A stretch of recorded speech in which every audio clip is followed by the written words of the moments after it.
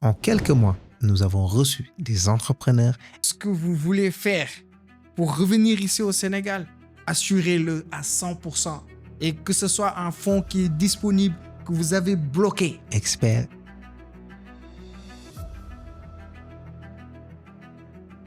savoir être présent.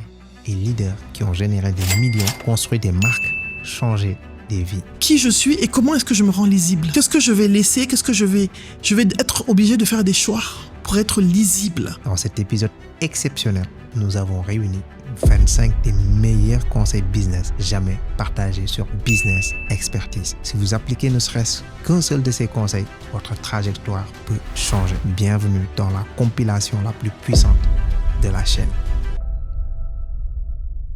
Quelles ont été les grosses leçons business que tu as apprises quand tu t'es lancé avec cette activité? La première leçon, c'est tes amis ne sont pas tes clients. Les gens que tu connais là, faut pas compter sur eux. Ça a été une grosse surprise. Ah mais non, il va m'aider, il va venir acheter. Non, c'est pas vrai. Donc déjà, tes amis ne sont pas forcément tes clients. Leçon numéro 1. Je discutais avec des gens, j'avais discuté avec une personne qui était prête à même investir presque 1 milliard de francs CFA. Qui me dit, si tu es prêt à venir, je suis prêt à faire ceci, cela.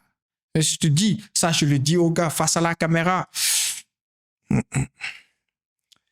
Tout ce que vous voulez faire pour revenir ici au Sénégal, assurez-le à 100%.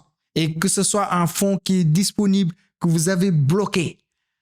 Mais les on dit, les je vais, si tu viens, Ils vont rien faire. ils vont rien faire. Rien du tout. Moi, les je vais te, si tu viens, j'ai une place. Je te dis, pas des petites Si on personnes. te parle au conditionnel là. Je t'ai dit, c'est pas des petites personnes, c'est des personnes haut placées. Moi, j'avais des discussions avec des maires. Je te dis, j'avais quelque chose que j'incarnais moi au Canada. Je parlais avec des têtes, des gens qui sont placés actuellement là. Et Quand je suis venu, ils m'ont tourné le dos. ils étaient dans leur truc là. Ils étaient dans leur truc, c'était difficile. Et Moi, j'ai tout vendu. J'ai tout vendu, c'est-à-dire, j'avais ma voiture, j'avais 2 voitures au Canada. J'ai tout liquidé, j'ai acheté du matériel.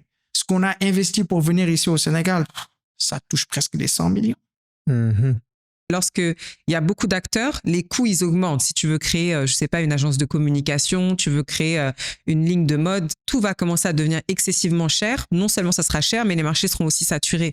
Donc, quand tu as beaucoup de concurrents et que le coût pour se lancer est cher, psychologiquement, ça sura plus lourd, financièrement et en termes aussi d'efforts à faire. Donc, je pense que c'est le moment, c'est un moment où ceux qui s'inscrivent bien pourront être les leaders de demain et ceux qui attendent auront beaucoup plus de difficultés et ceux qui viennent aussi dans ces temps-là qui sont difficiles. Là, on est au Sénégal et on peut dire que le Sénégal est dans une forme de semi-crise économique, restructuration et c'est pas forcément le moment idéal. Il y en a qui se disent, ouais, mais on attend que ça se stabilise. Moi, je pense que c'est vraiment dans ces moments-là de difficulté qu'il faut se lancer parce que c'est extrêmement formateur pour l'entrepreneur de se lancer dans l'adversité et surtout, l'économie a une mémoire, le marché a une mémoire, vos clients ont une mémoire, l'État a une mémoire, les partenaires ont une mémoire, donc ils savent que Manu Arthur, il a lancé sa boîte à un moment où c'était difficile. Donc, vu qu'il y a une forme de mémoire, ne me dis pas comment ça marche, c'est énergétique, je dirais. On sait que tu es venu dans ces temps durs-là, donc tu auras des facilités, tu auras des choses que d'autres n'auront pas. C'est comme ça. Et c'est pour ça que pour moi, c'est important de faire dans ces temps-là qui sont difficiles, chez soi, parce que c'est dur. Cette curiosité de voir de quoi les gens se plaignent. Aussi simple que ça. Vous êtes dans un cercle, de quoi les gens se plaignent. Pour moi, un entrepreneur, dès qu'il entend les gens râler, se plaindre, c'est de dire, ah, je vois 10, 20, 30 personnes qui disent qu'elles ont ce problème-là, qui disent que voilà ce qu'elles recherchent, donc il y a une opportunité ici. Donc ça, c'est vraiment la première caractéristique. La première chose, c'est d'avoir cette ouverture d'esprit-là. Et maintenant, quand on pense avoir compris de quoi les gens se plaignent, c'est chercher à valider, est-ce que j'ai bien compris et aussi, est-ce qu'il y a suffisamment de personnes qui se plaignent de ce même problème? Est-ce que toi, tu es le genre qui testent d'autres types de business? Parce que je connais des gens qui ont fait du e-commerce et À côté, ils se sont dit, oh, attends, je vais aussi tester le trading à côté, je vais tester les cryptos à côté, je vais mettre de l'argent par-ci, par-là. J'ai testé, Diversification. J'avais testé les e-com, je vais pas m'en souvenir, je vais pas oublier, je pense que j'ai dépensé énormément d'argent sur les ads, man. Et je pense que j'avais perdu 500 000 francs CFA. Après, je me suis rendu compte qu'avec le e-com, c'est différent parce que on te montre en fait des chiffres d'affaires qui sont pas à toi, quoi. Par exemple, je peux faire e-com Afrique, je pense que j'avais testé. Bon, like l'e-commerce en Afrique, quoi. J'ai testé, j'ai fait 500. Genre, j'ai mis en ads, j'étais avec un partenaire. Je pense que j'ai mis 250, il a mis 250. Et sur le dashboard, nous marquait 3, 4 M, 5 MDM. Mais en fait, c'est Shopify en fait qui compte ces chiffres. Parce que si quelqu'un clique sur check-in pour acheter, et à un moment donné, il n'achète pas ça, il paie à la livraison, Shopify compte ça comme une vente, alors que tu n'as pas encore encaissé l'argent. Parce que la personne à la livraison, elle va même pas répondre, elle va te dire, ouais. Bon, le numéro va même pas sonner. Il y a des gens qui testent juste le bouton pour le fun. Yeah. Voilà. Peut-être en Europe, l'e-commerce, ça a marché, mais bon, c'est déjà révolu. Les gens, ça c'est les grandes entreprises qui chiffrent en Europe. Maintenant, voilà, en Afrique aussi, c'est ça le problème. Et aussi, je suis venu à un moment donné où il y avait en fait les taxes sur les ads que tu lances. Voilà, il y avait les taxes maintenant de Facebook Ads. Et voilà, c'est devenu chaud. Je me suis dit, ok, mec, j'ai perdu, je pense au total 500 ou bien 700. Je me suis dit, je quitte, man. Tu vas te concentrer sur la chose que tu maîtrises. Exactement, I'm out. Mais c'était fun de tester aussi. Je pense, à part ça, j'ai testé aussi les crypto-monnaies, mais bon, j'ai même pas duré 7 jours, bro. C'était pas quelque chose que j'aimais, ça se basait trop sur des, comment on appelle déjà, ça se basait trop sur la chance, quoi, avec la crypto-monnaie. Les hausses, les bas, tout ça. Ouais, par exemple, tu mets de l'argent sur, je pense que j'avais mis des Solana. En ce moment, je pense que c'est Solana qui marchait bien. J'ai mis ça. Je suis attendu, bro. Rien. Je suis entré dans le compte, j'ai vu rouge, bro. J'ai quitté, bro. I'm out. Ouais. Bon, d'habitude, comme on dit, hein, quand la tendance, au moment où l'information arrive que c'est une tendance, c'est plus une tendance. Exactement, c'est plus une tendance. Le moment où tout le monde parle des cryptos, la dame de classe, la dame de ménage parle des cryptos, là, tu te rends compte que c'est foutu, man. Ouais, c'est clair. Hein. Moi, personnellement, ce que je suggère, c'est quoi? C'est de se concentrer sur un seul business. Moi, tout ce que je maîtrise pas, je me lance pas dedans. Exactement, et je préfère être expert dans un seul truc qui est très précis, etc. Et je me concentre sur ça. Je fais mon argent sur ça. Quels sont les facteurs de succès? Si tu peux nous en citer 3. Et quels sont les facteurs d'échec qui reviennent plus dans l'écosystème? Facteur de succès, product market fit. Clairement, connaître son problème, vraiment connaître son problème, le comprendre, l'adresser pour connaître son audience et trouver sa niche. Donc ça, c'est vraiment le premier facteur de succès et ça demande du temps. Ça demande beaucoup de travail aussi, ça je le reconnais.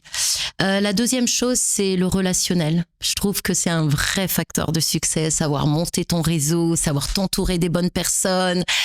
Je le dis à beaucoup d'entrepreneurs et je le vois aujourd'hui avec les leaders que j'ai la chance de côtoyer. Il faut s'entourer de personnes qui comprennent le problème encore mieux que toi. Je sais pas si je peux le dire comme ça, mais souvent, et ce que je vois, c'est que les entrepreneurs ont l'impression qu'ils veulent garder la connaissance, ils veulent garder la maîtrise de tout ce qu'ils font. Ils veulent pas partager leur vision, ils veulent pas partager leurs idées. Au contraire, moi, je pense qu'il faut s'entourer de personnes qui comprennent encore mieux que vous, qui veulent aller aussi loin que vous et qui peuvent vous aider en fait à dénouer les problèmes. Si vous prenez des gens qui comprennent moins que vous, ils vous aideront pas à aller plus loin. Et je pense que ça, c'est un facteur en fait de succès.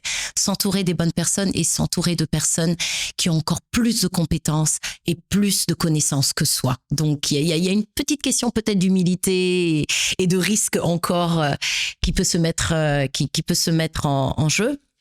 Et le troisième, je dirais l'équipe. L'équipe, c'est très très lié à ce que je viens de dire en termes de relationnel, mais c'est parce que pour moi en fait le relationnel fait tout. C'est parce qu'on a un relationnel fort, positif, et une fois encore qui permet à l'autre de se sentir valorisé dans ce qu'il est possible de faire, dans ce qu'il fait et dans ce qu'il apporte. C'est comme ça en fait qu'on dénoue des business, qu'on signe des contrats, qu'on travaille avec beaucoup de joie et de plaisir, qu'on avance. Voilà, donc le relationnel au cœur de tout, je pense que c'est un peu transversal. Les facteurs d'échec, rester dans sa zone de confort. Oh, ça marche. Ok, ça marche. Non, il faut innover tout le temps. En fait, je dis pendant que ton produit marche, tu dois être en train de penser au produit qui vient après ou à la version qui vient après. Et on le voit d'ailleurs, des plus grands produits, c'est comme ça que ça se passe. Yeah. Quand on est tous en train de se dire, ça y est, on maîtrise notre device, il y a un nouveau device qui sort. Il y a un nouveau device qui sort. C'est clair. Donc en fait, facteur de succès, itération continuelle, expérimentation, développement, créativité. Donc la créativité, pour moi, elle est au cœur en fait et l'innovation, elle est au cœur d'un facteur de succès. Le deuxième, je dirais en fait ne pas miser sur l'équipe. Ne pas miser sur l'équipe, ne pas développer les compétences de son équipe, ne pas laisser assez de place pour que l'équipe développe son leadership, tout simplement. On a l'impression, pour beaucoup, que c'est moi qui dois prendre toutes les décisions, alors qu'en fait, il faut créer l'espace et il faut donner à l'équipe l'envie de s'investir. Le troisième facteur d'échec, et j'en ai parlé, c'est le marché. Je sais pas si je le reprécise, mais Tu pourrais préciser. c'est de pas trouver en fait son product market fit et de se dire je vais me lancer, les gens vont l'acheter. On a aussi en plus des utilisateurs qui sont qui sont allés très imprévisibles dans leur comportement d'achat au Sénégal. On est une communauté très passionnée. On achète par passion, on achète parce qu'on veut se sentir d'une certaine manière, on achète parce qu'on veut gagner du temps. En fait, l'utilisateur sénégalais, il achète pour une raison derrière, qu'elle soit émotionnelle ou qu'elle soit concrète par rapport à l'impact que ça va avoir sur son sentiment de vie. Et donc souvent on a beaucoup de produits qui vont sur le marché, ça crée l'étincelle au début, les gens les achètent et en fait malheureusement il faut réussir à garder son client et donc on n'investit pas assez. Donc comment est-ce que je garde mon client, comment est-ce que je le fidélise, et pour moi aussi c'est un facteur d'échec assez récurrent que j'ai pu voir et que je pense. À une époque, je partais en France de 2005 à 2009. La dernière fois que je suis parti en France pour travailler, c'était en 2009. Je partais essayer de chercher des petits emplois. Laver la vaisselle, faire du n'importe quoi. On m'appelait le prisonnier. Pourquoi ? Parce que je ne mangeais pas, je ne sortais pas. Quand je gagnais le SMIC à l'époque, peut-être 500 000, 600 000 francs par mois, si je participe au matelas que je paye pour dormir, je mange le minimum. Quand mes amis partaient à la pizzeria ou au bowling ou aller s'amuser, ils voulaient m'inviter. Je dis, moi, j'ai pas d'argent. Dans ma tête, j'étais un prisonnier. Pourquoi ? Parce que j'avais un objectif. Je suis venu pour gagner de l'argent. Et l'argent, c'est pour le ramener au Sénégal et commencer à investir. Et en 2007, j'ai acheté mon premier terrain. Et au fur et à mesure, quand je revenais, j'ai acheté des machines. J'ai appris à manier les machines, les tronçonneuses, les débroussailleuses et autres en France. Lors de mes campagnes. Mais je revenais, j'achetais, j'investissais une tronçonneuse. Quand j'ai 3 000 € dans la poche pour rentrer au Sénégal, je prends 800 € pour acheter une tronçonneuse. À l'époque, ça n'existait pas au Sénégal, les tronçonneuses. Je reviens dans ma valise avec une tronçonneuse. Et qu'est-ce que je fais ? Je vais dans tous les vergers de la zone, tous les vieux manguiers de la zone, convaincre les propriétaires de faire un élagage. Une taille de rajeunissement. Ça, c'est de la technique, c'est mon métier. Je leur dis, moi, je vous taille vos arbres gratuitement. Vos arbres vont gagner en production. Mais c'est gratuit, vous n'allez pas me payer. Mais le bois, là, on fait 50-50. Je prenais ma part et gardais ma part. Et ma belle famille peut en témoigner. J'avais des stocks de bois dans ma famille d'accueil à Pout, des stocks de bois. Et c'est ma belle-mère qui vendait le bois pour moi. Et on faisait encore moitié-moitié dans l'argent. Ok. Et on sait en fait que quand on parle de santé, on parle forcément de nutrition. Il faut bien s'alimenter, etc. Quelle est l'importance de la nutrition dans la santé ? C'est 70% de l'effort à faire. Parce que notre corps est notre premier outil de vie. Et l'aliment est la première source d'énergie du corps. Donc, l'aliment est le carburant du corps. Donc, avant de vouloir être DG de quelque part, il faut être DG de son propre corps. Manger, équilibrer, boire assez, dormir assez, gérer son stress, lever ses pensées limitantes et globalement prendre soin de soi. Après ça, il y a le NEAT dont j'ai parlé, et même qui est plus important pour perdre du poids que l'activité sportive. Le NEAT, c'est les activités quotidiennes, le fait de marcher. Par exemple, une personne qui marche plus va perdre plus rapidement de poids qu'une personne qui fait du sport, parce qu'on dépense plus d'énergie. Quand on brûle la graisse, il faut faire une activité qui va durer. Et la marche, une personne qui, au lieu de prendre sa voiture pour aller au travail, décide de marcher, au lieu de prendre l'ascenseur dans son bureau, prend les escaliers, voilà, et essaie d'être même au travail. Il va faire plus de déplacements, travailler debout, bouger gauche-droite.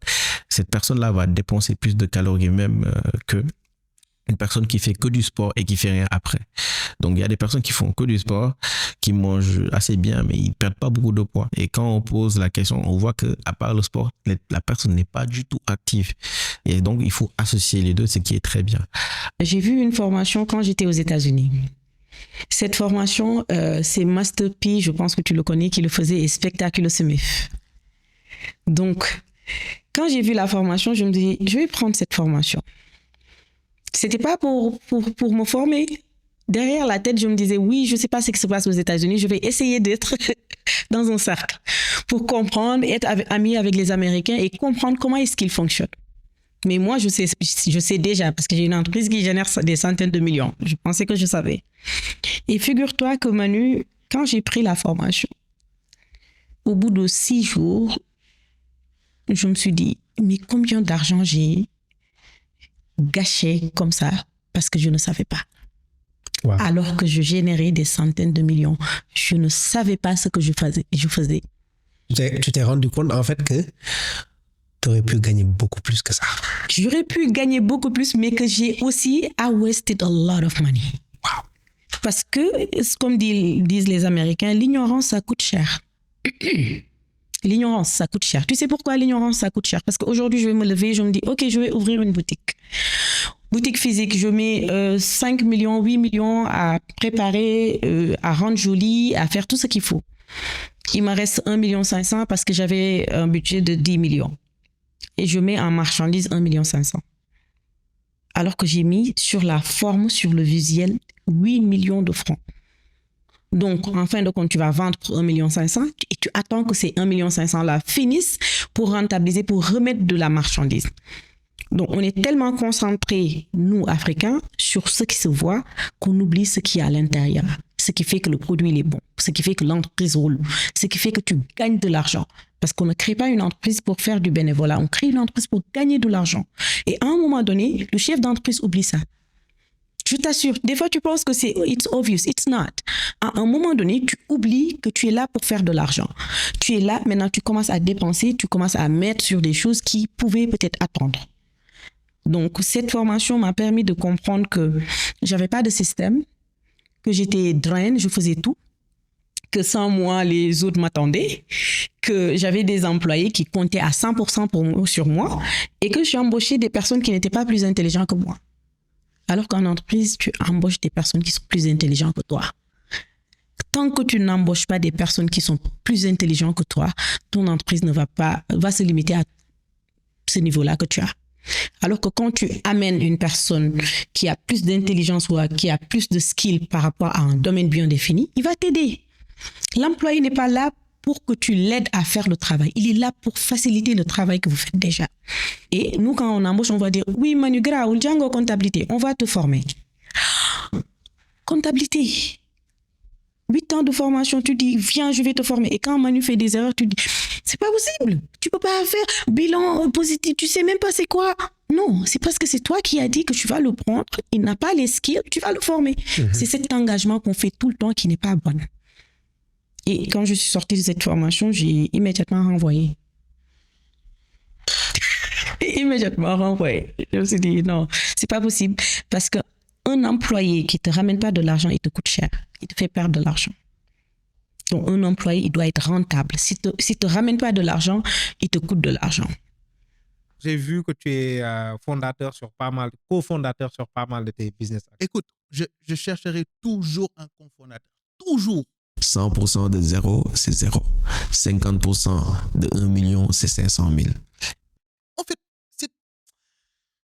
moi, je ne sais pas si c'est de l'ignorance ou bien c'est de la confiance excessive en soi que de dire je vais tout faire tout seul, tout lancer tout seul, tout posséder, tout pour moi. Il ne faut jamais, jamais, jamais, au plus grand jamais, avoir peur de s'associer et de partager un business. Parce que si tu as 100% des revenus, ça veut dire que tu as 100% des charges, 100% des risques, 100% des responsabilités, 100% des problèmes. Oui. Et peut-être même tu as juste 100% d'une petite somme. D'une petite somme. Alors, est-ce que tu préfères 100% de 100 000 ou bien 10% de 10 millions? Après, tu me diras que c'est... Mais l'idée, c'est... 10 millions même, c'est petit. Mais l'idée, c'est... Au début, après, je ne te dis pas de t'associer avec n'importe qui. Parce qu'il y a ce qu'on appelle en business l'intuitu personné.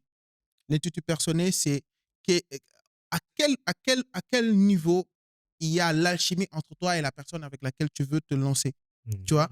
Il y en a des gens qui veulent garder le business que pour eux. Et ça, c'est la chose que j'ai apprise en premier. Il ne faut jamais penser qu'un business va rouler que lorsqu'on est seul. En fait, on a besoin des gens. Parfois, on a des failles, on a des défauts. Le fait de s'associer à des personnes. Seul, on va plus vite. Mais ensemble, on va très loin. J'ai appris une chose, c'est que il faut être dans son business. Tu peux pas créer un truc et le laisser fonctionner à distance. C'est difficile. Moi, j'y crois pas beaucoup. Je n'y crois pas beaucoup. Peut-être, je n'y crois pas beaucoup. En tout cas, d'expérience. Il faut être dans le business. Il faut être dans le business. Tu ne dois pas complètement non plus t'en détacher. Ton business a besoin de ta présence. Si tu fais de l'argent dans un business et tu juges nécessaire de prendre des équipes pour tout gérer pour toi, juste le fait que tu ne sois pas assez présent va diminuer l'argent de ton business. Quelles sont les premières leçons de vente que tu as appris avec ta première expérience et avec ta deuxième expérience? La première, c'est la relation humaine. Rien ne se fait s'il n'y a pas une transaction entre deux personnes ou un service qui est rendu par l'un à l'autre. Et donc, cette relation humaine, il y a un certain nombre de points essentiels, de compétences essentielles. La première, c'est d'être présent. Parce que si je ne suis pas présent, je ne suis pas capable de t'écouter profondément, de vraiment t'entendre. J'entends ce que je veux entendre ou à travers le filtre de mes préconceptions, de mes complexes, si j'ai des complexes, de mes a priori, qui fait que je n'entends pas vraiment ce que tu veux. Et donc, la présence, c'est le premier point. Et avec la présence vient l'écoute. La capacité d'entendre ce qui est dit et ce qui n'est pas dit. La capacité de lire la personne, de lire le comportement physique de la personne et à travers ce comportement de comprendre les non-dits qui sont de multiples natures, qui sont peut-être culturelles, qui sont peut-être liées à l'éducation que cette personne a eue chez elle, qui sont le centre de peut-être leurs pensées limitantes ou leurs pensées motivantes, celles qui leur permettent de se démultiplier selon le cas. Donc, avoir la capacité de lire tout ça, de le ressentir, ça, c'est les premiers points essentiels que la vente t'apprend et m'a appris. Est-ce que tu as un secret business qui marche bien, qui est très efficace et dont tu ne parles pas beaucoup? C'est ton truc à toi, quoi. Un secret que je vais dévoiler. Oui, qui s'appelle un secret.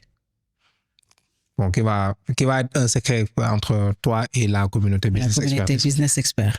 Sérieusement, tout ce que je fais, ce qui m'aide dans ma vie, ce qui m'aide à subvenir à mes besoins, à vivre le lifestyle que je veux, c'est parce que j'investis. Tout ce que j'ai, je n'ai pas d'argent à la banque. Là, j'ai juste des miettes. Tout ce que j'ai et que je gagne, je l'investis parce que j'aime bien voir mon dollar faire des enfants, faire des dollars. C'est ça mon secret.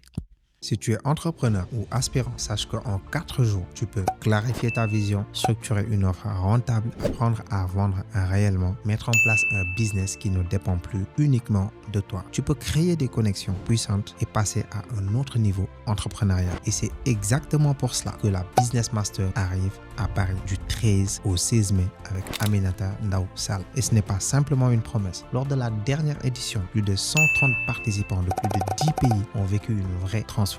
Des business ont été lancés, d'autres ont été structurés, certaines vies ont carrément changé. Et le géant Alibaba l'a même sollicité ensuite pour plusieurs interventions en Chine. Les offres de participation vont de 285 à 999 €. Les places sont très limitées. Inscris-toi dès maintenant. Le lien est en description.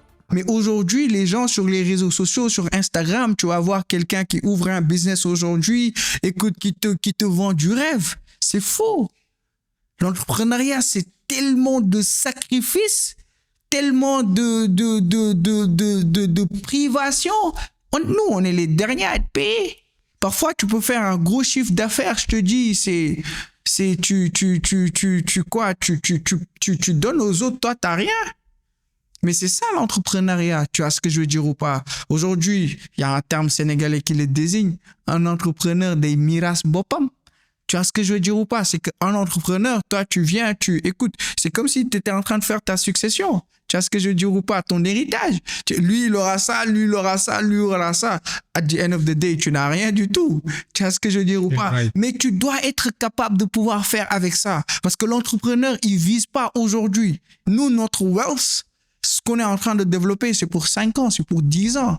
Donc, tu dois être en mesure de pouvoir te sacrifier. Beaucoup de business aujourd'hui qui ferment, c'est parce que ces gens-là, ils sont pas préparés. Ils connaissent pas les réalités de l'entrepreneuriat. Aujourd'hui, un Bachir qui te sort sur les réseaux, j'ai refusé 1 milliard et que présentement, j'ai pas de voiture. Parfois, pour me déplacer, je suis en Yango, où je prends la Toyota Drogba du padre. Mais c'est parce que j'ai accepté d'investir dans mon entreprise. C'est pas que j'ai pas les moyens de m'acheter une voiture, mais je préfère développer mon business plutôt que d'aller acheter une voiture. Moi, quand j'ai quitté le Canada, j'ai vendu mes voitures. Je suis revenu ici, j'ai tout investi dans la business. Comme le disent les Québécois, la business. Tu vois ce que je veux dire ou pas? J'ai tout investi dans ça. Aujourd'hui, écoute, moi, je suis pas quelqu'un de banquier. J'ai 0 sous dans les banques. Moi, je préfère tout réinvestir là tout de suite et puis demain récolter les choses. Et ça, beaucoup de gens ne le comprennent pas. Ils pensent qu'entreprendre, tu vas faire du chiffre, tu auras une dizaine ou vingtaine de millions en compte bancaire. C'est faux. Si tu comprends l'entrepreneuriat, par exemple, moi, je te donnais un exemple concret. Quand je venais d'arriver au Sénégal, minimum, je pouvais me faire sur une voiture 50 000 francs. Maximum 100 000 francs ou 150 000. Aujourd'hui, tellement je fais du réinvestissement total, en moyenne, je me fais sur une voiture 300 000 francs CFA. Maximum, on est dans les 800 000 à 1 million. C'est-à-dire, je gagne, je peux aller donner en banque, mais pour moi, non. Pour moi, c'est je réinvestis. C'est-à-dire, si demain, j'avais une urgence, quand je venais d'arriver au Sénégal, si j'avais un besoin de de 2 millions, et que je parvenais à me faire 100 000 francs par voiture. Pour avoir 2 millions, il fallait que je fasse 20 voitures. Donc, pour moi, mon mindset, c'est pas il me faut 2 millions dans mon compte bancaire, mais il me faut que je fasse 20 voitures à service de 100 000 francs pour avoir 1 million. Mais aujourd'hui, je peux facturer une voiture ou 2 voitures, puis j'ai mes 2 millions. C'est ça le réinvestissement total, le pouvoir du réinvestissement total. Si tu franchis les paliers beaucoup plus vite, et je te dis, c'est ça qui m'a permis au Canada de faire en 3 ans ce que des gens ils font en 10 ans. Réinvestissement total, serrer la ceinture. Moi, je te dis, comme tout le monde, je veux avoir une voiture, je veux avoir un lifestyle, mais non, je sacrifie tout ceci. Tu vois ce que je veux dire ou pas? Toutes ces choses-là pour pouvoir aujourd'hui sortir beaucoup me faire beaucoup de sous avec quelques voitures. Tu vois ce que je veux dire ou pas? Demain, si j'avais une urgence, ce serait pas où est-ce que je vais trouver cet argent? Mais écoute, j'ai besoin de faire 2 voitures pour me faire 2 millions. Tu vois, l'équation, elle est beaucoup plus facile à résoudre, que ce soit pour moi ou dans plein d'autres business. C'est essayer de plus pouvoir tirer sur votre quality service. mais ça sera beaucoup de réinvestir, beaucoup de se sacrifier. Et ça, pour moi, les gens, ils en parlent pas vraiment sur les réseaux sociaux. Il y a beaucoup d'échecs. Parce qu'en fait, pour moi, quand tu es sur les réseaux sociaux et que il faut toujours, en fait, voir comment monétiser, en fait, sa présence sur les réseaux sociaux. Parce que sinon, je trouve que ça sert à rien. Soit monétiser ou en tout cas avoir un impact positif. C'est-à-dire, pour moi, quand tu es sur les réseaux, il faut que ça ait une utilité. Soit tu as un impact positif dans la vie des gens, soit en même temps, tu monétises et ça te permet de faire des revenus. En ce moment, je faisais beaucoup dans les OOTT que tu me vois faire et tout. Je fais ça depuis des années et les gens me demandaient tout le temps ce que je portais. D'où vient ton foulard? Fais-nous un tuto. Comment tu portes le hijab? Je vois que ça a intéressé beaucoup de personnes. J'ai eu une personne qui m'avait contacté pour me dire j'ai un lot de foulards que je vends. Est-ce que ça t'intéresse de vendre ça pour moi? Je lui ai dit oui, il n'y a pas de souci. Elle m'a donné un lot que j'ai commercialisé et ensuite j'ai continué. Après, j'ai fait dans des accessoires. À chaque fois, en fait, ce qui se passait, c'est que quand je portais quelque chose, tout le monde me le demandait et j'allais chercher le produit et je revendais ça. Donc, c'était le cas pour des accessoires. Il fut un temps, je vendais beaucoup de... comment on appelait ça? Les bijoux de tête. J'ai eu beaucoup de clients aujourd'hui qui ont acheté avec moi des terrains ou des maisons qui m'avaient connu à l'époque où je vendais des foulards et des bijoux de tête.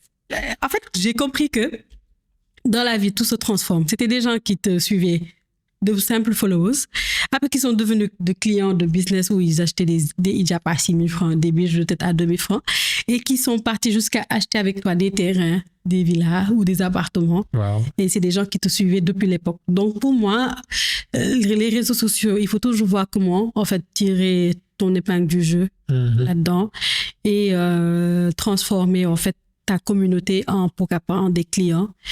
Et voilà. Donc, c'était ça, l'étape Khadija. Et le gars qui m'a appelé pour travailler sur ce projet, c'était pour la première fois. Un milliardaire qui m'appelle de partager un projet avec Tiger Woods.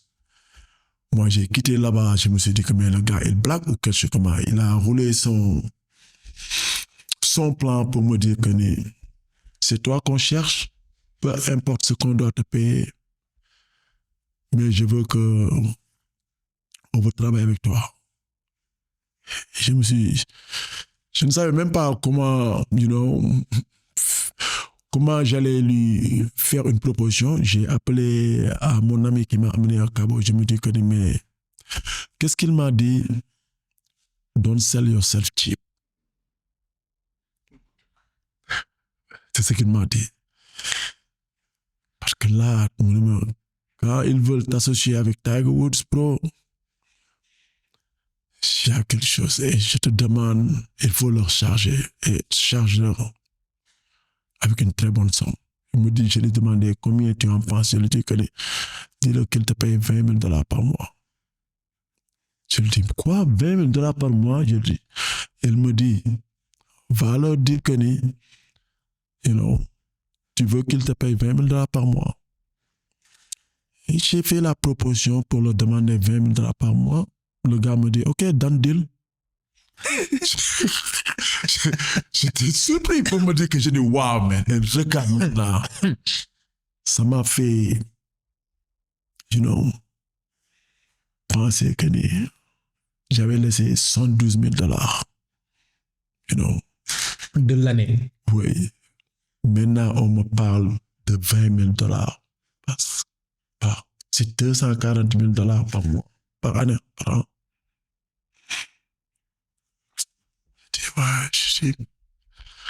C'est pour cela, comme je disais maintenant, là, il faut sauter pour mieux, il faut reculer pour mieux sauter. J'ai commencé à travailler avec lui. Et à un moment, il dépendait tellement de moi. J'ai fait une très, très bonne salle là-bas. On gérait toute la salle. C'était une motivated salle. Dans le complexe, avec Tiger Woods a réussi son premier golf course. Tout le monde, il y avait maintenant, il commençait à écrire des articles sur moi. Je me suis dit, oh man, je suis parti. Mais aussi, comme toujours, il faut se protéger. 2 ans, 3 ans après, je lui ai dit, je vais te continuer à t'aider à réaliser tes rêves. Mais aussi, je veux réaliser mes rêves séparément. Je ne veux pas juste être un pion parmi vous. Il me dit, mais qu'est-ce que tu veux que je fasse? Je veux ma propre salle. Ça, c'est notre salle, mais ça appartient aussi à vous, à Diamanté. Mais je veux une autre salle dans la communauté. Je veux servir la communauté de Los Cabos. Il me dit, combien ça coûte? Je lui dis probablement $650,000. C'est lui qui m'a donné un chèque de 350 millions CFA pour ouvrir ma première salle. Parce que qui entreprend, je donne toujours l'exemple de l'ascenseur et les escaliers. C'est un de mes meilleurs amis qui m'a donné l'exemple et c'est un exemple très pertinent. Nous tous, on va arriver en haut. Mais il y en a qui viennent, qui prennent l'ascenseur. C'est Dieu qui l'a voulu comme ça. Ils vont arriver en premier. Mais quand tu prends les escaliers et que tu arrives, les gens ne remarquent pas. La première chose que tu fais, tu soupires. Ah. Après, ce qui suit, c'est Alhamdulillah ou bien dans ta, tu dis enfin, je suis arrivé. Mais en cours de chemin, tu as trébuché, tu as eu mal, tu as réfléchi, tu t'es forgé mentalement, tu as voulu abandonner. Parce que descendre, c'est plus facile. Mais tu as tenu bon. Le gars là, demain, si l'ascenseur tombe en panne, il ne va jamais monter. Donc c'est ça l'avantage que l'entrepreneuriat te donne. Et il faut accepter les risques.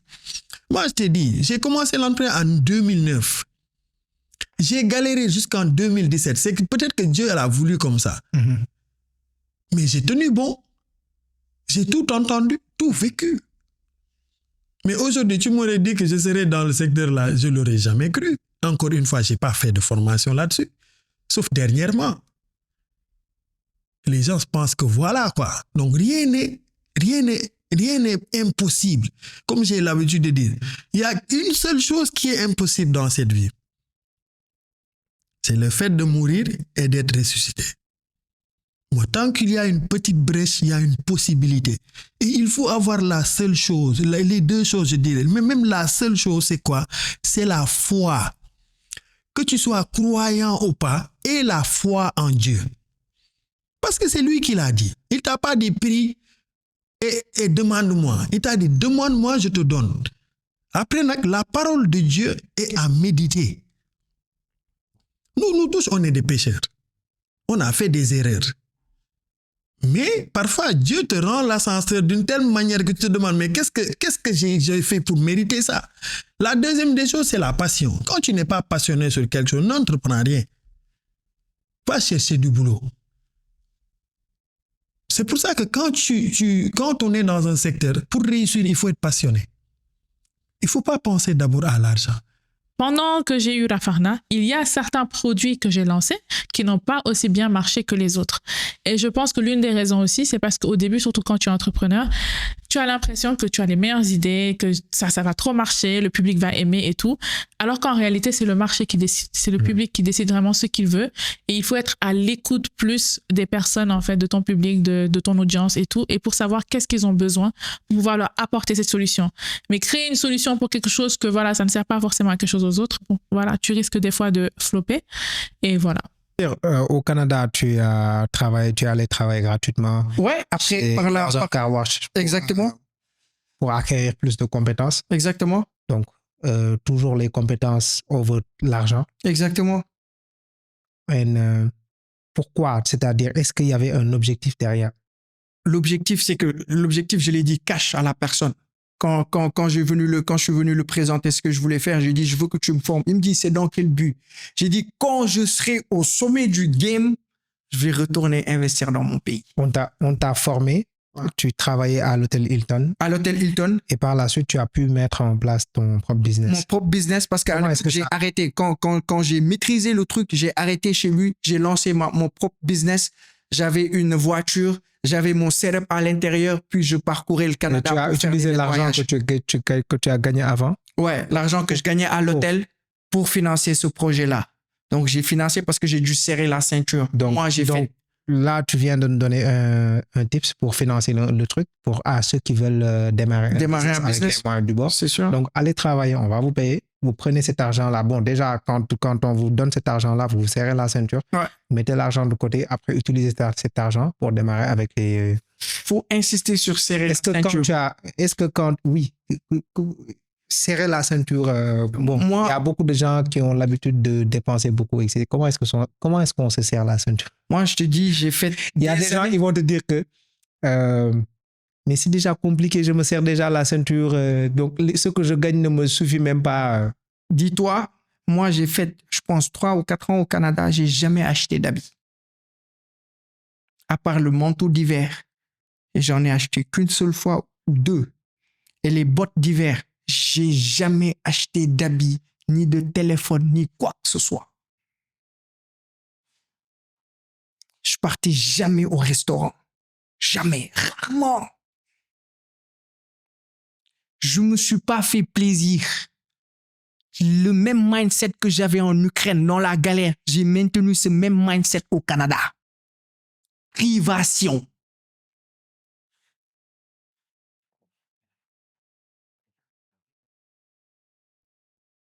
J'avais rien.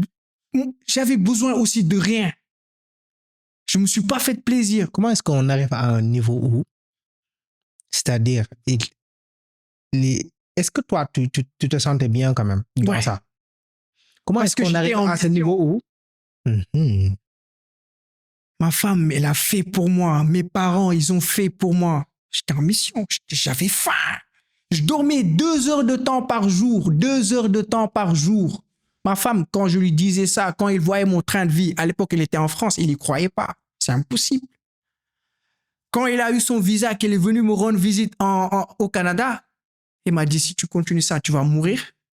Pour voir, moi, ma femme, il fallait qu'elle vienne dans mon lieu de travail à Ottawa. Sinon, on ne passait pas de temps. 2 heures, c'est-à-dire je finis à 23, je commence à travailler de 23h à 7h du matin. À l'époque, j'étais chef d'équipe. Je supervisais par la suite. Je faisais mon rapport. Je finis presque à 7h30. Je prends le bus. Je pars à Ottawa.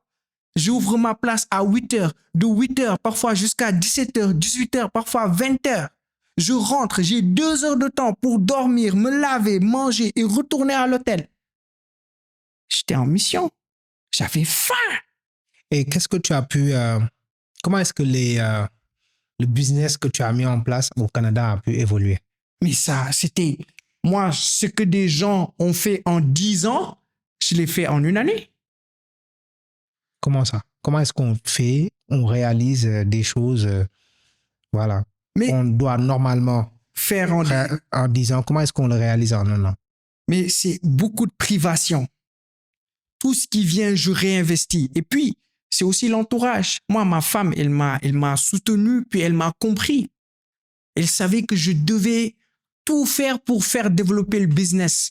Si j'avais eu une femme matérialiste, j'aurais jamais pu faire ça. Quel est ton secret business qui est très efficace, qui t'a beaucoup aidé dans le business, dont tu ne parles pas beaucoup? C'est ton truc à toi, quoi. Mon point fort à moi, c'est de sociabiliser. Tu vois, sociabiliser, ne pas venir dans l'optique de te vendre quelque chose ou bien que tu intègres quelque chose. Moi, je pense que dans le business, c'est le point numéro 1, sociabiliser. Tu vois, et par sociabiliser, tu vas pas venir dans le DM de quelqu'un pour lui écrire bonjour. Tu lui donnes de la valeur de manière gratuite. Il y a eu des fois où juste parce que je voulais sociabiliser avec quelqu'un, je lui ai réalisé une affiche. Parce qu'il avait déjà fait une affiche. J'ai vu que c'est pas bon, je lui ai fait ça. Pas dans le but de prendre de l'argent, mais juste être en contact avec lui. J'ai eu à acheter des formations juste pour sociabiliser avec le formateur. Même pas dans l'idée de regarder la formation, mais juste être ami avec lui. Right. Et à partir de là, c'est là que tu tombes dans mon piège. Parce que moi, si je te commence à te proposer des trucs, ok, tu es entrepreneur, non? Et si je te vais passer de 1000 à 1500 euros par mois, ou bien 3000 euros par mois, tu signes ou pas? Étant donné que tu as déjà acheté chez lui, boum. Donc, sociabiliser, je pense que c'est très important. Très, très important. Innover. Toujours avoir un pas en avant. Être à Tokyo quand les gens sont à Gateway.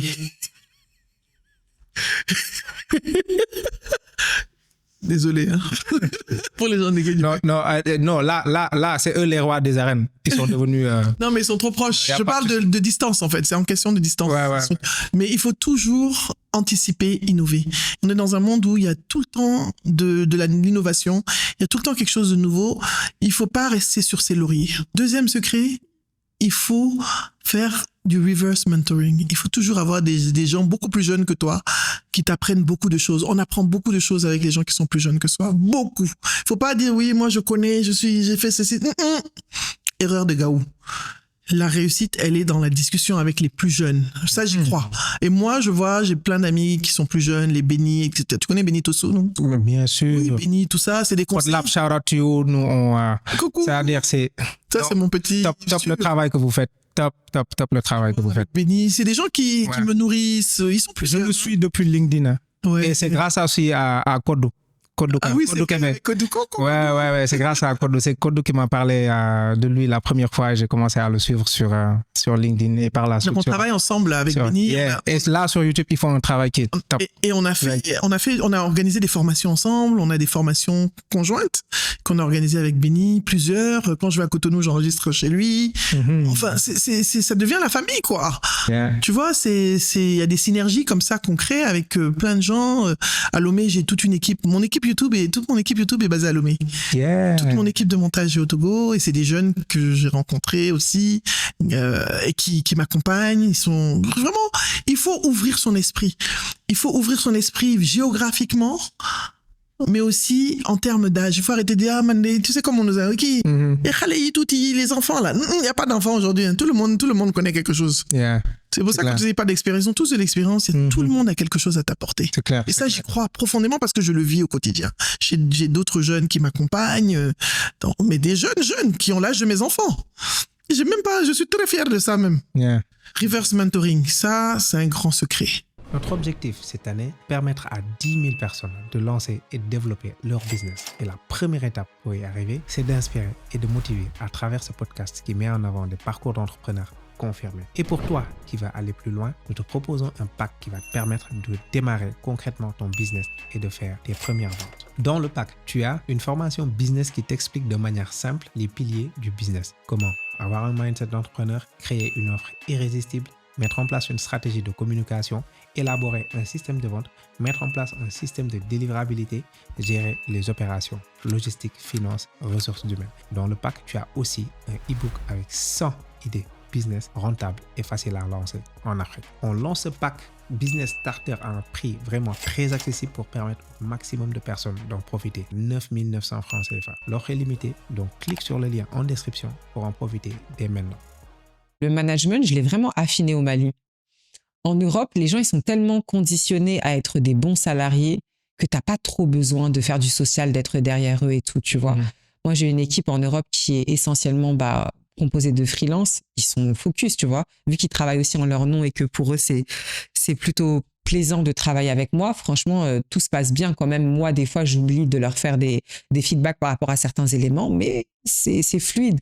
Mais au Mali, tu dois beaucoup être derrière, beaucoup communiquer, beaucoup suivre, beaucoup former aussi.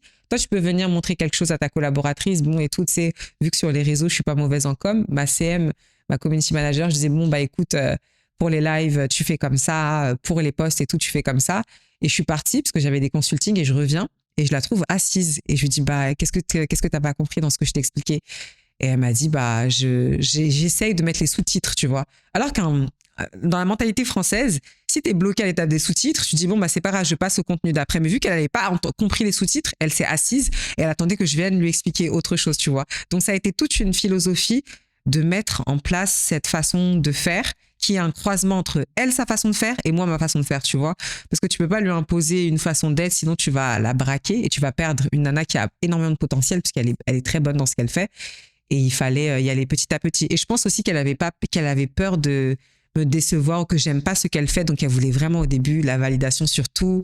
Elle se dit, c'est une Française, donc elle doit être difficile, exigeante et tout, alors qu'aujourd'hui, c'est plus cool, quoi. Right. La crédibilité, la transparence et les valeurs.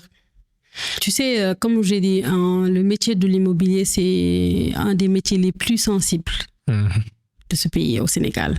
C'est le métier le plus sensible même, pour dire vrai. Et l'immobilier, le foncier, les maisons, tout ça, c'est l'investissement de toute une vie pour certaines personnes. Il y a des gens qui vont te confier l'investissement de toute leur vie, c'est-à-dire de toute leur vie, tout ce qu'ils ont gardé, tout ce qu'ils ont économisé pendant des années de dur labeur, ils prennent tout, ils te donnent. C'est en fait une responsabilité immense. Ils ne le font pas gratuitement, ils le font pour une personne en qui ils voient des valeurs, ils voient une certaine manière de travailler, un professionnalisme, une crédibilité. Ils le font souvent sur la base de recommandations aussi, parce qu'un client satisfait va t'apporter 3 ou 4 autres clients satisfaits. D'où l'importance de toujours bien faire les choses. Tout ce que tu fais, vraiment, d'essayer de t'y aller, en fait, vraiment, pour éviter qu'il y ait des problèmes et des difficultés et tout ça. Mais en fait, tout se passe sur la base de la confiance. Et cette confiance, c'est une crédibilité qu'on a dû construire depuis des années. Est-ce que tu sais que c'est une crédibilité qui date d'avant Baraka Imo? Les gens n'ont pas attendu que je lance Baraka Imo pour me faire confiance. Les gens m'ont fait confiance bien avant. Même quand je travaillais dans l'immobilier dans d'autres structures, mes premiers clients, c'est les clients avec lesquels j'ai travaillé dans d'autres entreprises, qui étaient tellement satisfaits de comment on a travaillé ensemble, qui étaient tellement satisfaits du traitement qu'ils ont eu avec moi, qu'ils ne voulaient pas, au-delà de la transaction, me perdre en tant que partenaire. J'ai été beaucoup encouragée par des clients que j'ai connus avant Baraka pour justement me lancer. C'est des gens qui voulaient continuer à travailler avec moi. Effectivement, c'est des clients qui sont toujours avec moi, que j'ai connus dans d'autres entreprises et qui sont toujours avec moi, qui me confient leurs projets, qui me confient leurs transactions, qui me recommandent à tout va, partout. Donc, c'est une crédibilité que j'ai pu travailler, que j'ai pu acquérir avant même de lancer Baraka. Et quand j'ai lancé Baraka, j'ai continué dans cette lancée à toujours tout faire pour bien travailler, pour bien faire les choses, pour satisfaire les clients, pour vraiment faire les choses proprement. Et il n'y a pas de secret. Quand tu fais ça, tout se passe bien. Pour moi, c'est l'humilité. Pour moi, c'est le plus important parce que parfois, je rencontre des gens qui ont beaucoup plus de connaissances que toi dans le secteur du sport, dans le secteur de l'informatique, dans le secteur du business, dans tous les secteurs. Peut-être c'est rare de trouver quelqu'un qui regroupe tout cela, mais tu peux rencontrer des personnes en fonction des secteurs qui maîtrisent beaucoup plus que toi. Et le problème en général, c'est que quand on est jeune, fougueux et tout, on pense qu'on connaît tout, puis on est là à bomber le torse disant que ouais, je sais. Alors que parfois, il suffit d'être un tout petit peu calme, d'écouter, d'échanger. On se rend compte qu'on a besoin des gens qui sont très, très expérimentés. Donc, je pense qu'il y a beaucoup de situations où j'ai bénéficié de soutien de pas mal de personnes. Pas mal d'autorités, pas mal de personnalités ont eu à me soutenir parce que peut-être ils m'ont dit que j'ai une petite sagesse, une petite humilité qui fait que ils n'ont pas eu de mal à m'accompagner dans mes activités. Donc ça m'a ouvert énormément de portes. Donc pour moi en business, il faut être humble. Il faut être humble et bien éduqué en fait. C'est-à-dire il faut éviter d'être impoli. Parfois, souvent, dans nos relations avec nos employés, nos amis et tout, la façon de parler, la communication et tout. Pour moi, c'est pas une relation employé-patron, mais c'est une relation entre frères. Et il faut avoir des soldats. Il faut avoir des soldats qui sont prêts à mourir pour toi. Et toi aussi, il faut être prêt à mourir pour eux. Vis au-dessous de tes moyens. C'est ça le secret. Si there's a takeaway dans cette vidéo, oui, avoir de l'argent, c'est très bien, mais vivre au-dessus de ses moyens et pouvoir garder et planifier pour le futur. Il faut travailler, gérer, save et investir. Quelles sont les compétences, en fait, que la vente porte à porte t'a permis d'acquérir? La première, mais elle est constante, quel que soit le type de vente. Même aujourd'hui, dans tout ce que l'on fait en internet marketing, la vente en ligne, la vente sur les réseaux sociaux, la présence sur les réseaux sociaux, le premier point, c'est l'accroche. Si je ne t'accroche pas, si je ne t'avais pas accroché lors de la vidéo de Marianne, merci Marianne, nous ne serions pas là aujourd'hui. Okay, donc accrochez votre public. Ta personnalité ne peut pas plaire à tout le monde, il faut le comprendre très vite. Et puis passer au-delà, parce que c'est pas important ce que les gens pensent. Si c'est positif, c'est bien, si c'est négatif, c'est bien, mais c'est pas fondamental. Ce qui est fondamental, c'est qui tu es, quelles sont tes valeurs, qu'est-ce que tu apportes au monde. Et donc, le fait de toquer aux portes, la première chose qu'il faut faire, c'est accrocher le public. Et c'est une constante dans tout ce que j'ai cité juste à l'instant, que ce soit vendre des glaces sur la plage, ou que ce soit appeler un grand client, appeler un directeur général d'une des très grandes sociétés au monde, ou en Afrique ou ailleurs. Si vous n'accrochez pas le public, le client, la personne cible, elle passe à autre chose. Donc il faut l'accrocher très vite, vraiment en un instant. Une fois que vous avez accroché la personne, elle vous donne le droit de l'influencer. Elle vous donne le droit de lui dire quelque chose qui peut la marquer. Soyez succinct. La parole, le silence est d'or et la parole est d'argent. Donc soyez succinct. Allez au but, directement au but. Il faut accepter de commencer petit. Ça aussi, c'est un conseil que je vais donner aux entrepreneurs, à tous ces gens-là qui veulent entreprendre et qui pensent que, écoute, tu vas voir une femme qui dit « je veux ouvrir mon resto ». Tu vois ce que je veux dire ou pas? Je veux ouvrir mon resto, mais je veux un resto chic aux Almadies. Non, tu débutes avec ta petite table devant chez toi, un peu d'investissement, même pas peut-être 50 000 francs, tu achètes ta table, tu vends tes pains niébés, tu fais tes nems, tu fais tes petits trucs, je sais pas moi. Il faut accepter de débuter petit. C'est notre plus grand problème. Parce que tu vois des gens sur les réseaux sociaux, nice spot, nice place, tu penses que si tu n'as pas ce nice spot-là, tu vas pas vendre. C'est faux. Regarde, les Tangana, les Maïga, je sais pas moi, ils font le chiffre. They have a dark place and, but people go there because we like what they are selling. Tu vois ce que je veux dire ou pas? Mais c'est ça. Si tout ne peut pas être rose au début, c'est impossible. Ouais. Mais nous, avec les réseaux sociaux, on pense qu'il faut que tout soit réuni, il faut que j'ai le micro, il faut que j'ai la caméra qu'il faut, il faut que j'ai tout. C'est impossible. But you have to start with what you have. Yeah. Moi, quand j'ai ouvert cette entreprise au Canada, j'avais 0 francs. Mais j'ai commencé avec ce que j'avais. Je te dis, la première personne que j'ai fait son nettoyage, je le salue de passage, c'est Carl.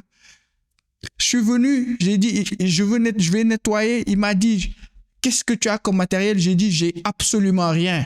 Donne-moi, qu'est-ce qui est disponible dans cette maison et je vais te faire des miracles. Encore une fois de plus, tout ne peut pas être rose. Accepter de débuter au bas de l'échelle, puis de franchir les échelons. Ouais, tu peux pas venir être au 10e étage. Il n'y a pas de maison où ça a commencé au rez-de-chaussée. Non, on creuse d'abord. Regarde, tu pars d'abord plus bas, faire les fondements. Il faut que tu creuses plus bas. Donc, il faut accepter de sortir de sa zone de confort, aller plus bas que là où on est pour demain faire des gratte-ciel, des R+40, R+50. Tu vois ce que je veux dire ou pas? Mais if you're not ready, si tu n'es pas prêt à faire ce grinding, toi, tu penses que, écoute, je vais débuter, je vais filmer mes vidéos avec une caméra Sony, je sais pas moi, avec un iPhone 17. Moi, je l'ai pas. Moi, mes vidéos, je les fais avec mon téléphone. Tu vois ce que je veux dire ou pas? C'est un ancien iPhone, c'est pas un iPhone 17 que j'ai. Mais je fais avec ce que j'ai et je vends, alhamdoulilah. Tu vois ce que je veux dire ou pas? Il faut accepter de faire avec ce que tu as. On est arrivé au terme de ce talk. Déjà. Oui, on a parlé. Un dernier message à délivrer. Prenez le temps de vivre. Prenez le temps d'être là, présent. Et prenez le temps de mettre de côté tous les problèmes que vous avez au quotidien pour pouvoir vivre la meilleure vie possible. Et aussi, constamment travailler à devenir la meilleure version de vous-même. Allez sur les plateformes, écoutez les meilleurs, lisez des livres, nourrissez votre esprit comme vous nourrissez votre corps, nourrissez-vous bien. prenez suffisamment de légumes et de fruits et moins de viande peut-être pour certains. Mais en tout cas, nourrissez-vous tous les jours pour pouvoir vivre une vie pleine, parce qu'en définitive, elle est courte. Et si vous ne la vivez pas maintenant, vos rêves ne se réaliseront pas. Et les cimetières sont pleins de gens qui avaient des rêves extraordinaires, mais qui n'ont jamais été réalisés. Soyez heureux. En tout cas, merci pour cette masterclass. J'ai tellement pris de notes. C'est moi qui vous remercie encore une fois. Mais moi, c'est moi qui te remercie pour l'invitation et bravo pour ce magnifique podcast aussi. Merci beaucoup. À la prochaine. Pour que nous puissions continuer à te donner gratuitement encore plus de ressources qui transforment ta vie, nous avons besoin de ta force. Il suffit juste de cliquer sur le bouton s'abonner. Merci de faire partie de ce mouvement de changemakers qui font bouger l'Afrique.